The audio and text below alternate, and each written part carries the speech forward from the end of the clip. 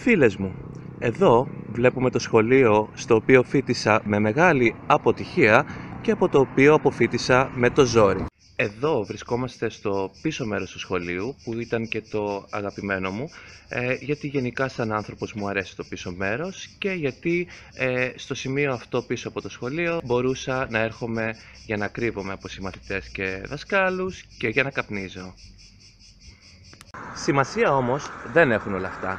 Σημασία έχει τι έμαθε κανείς στο σχολείο και εγώ έμαθα πάρα πολλά πράγματα.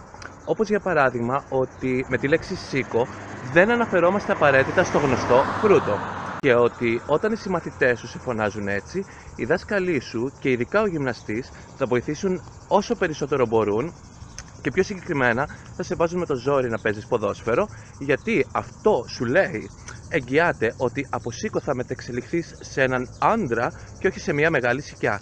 Μαντέψτε αν έπιασε. Όπως επίσης και ότι το να ξέρεις όλους τους τύπους από όλα τα τραγούδια της Μαντόνα απ' έξω δεν σου εγγυάται ότι θα πάρεις απολυτήριο. Γενικά περνάγαμε πάρα πολύ καλά. Τα μαθητικά τα χρόνια δεν τα...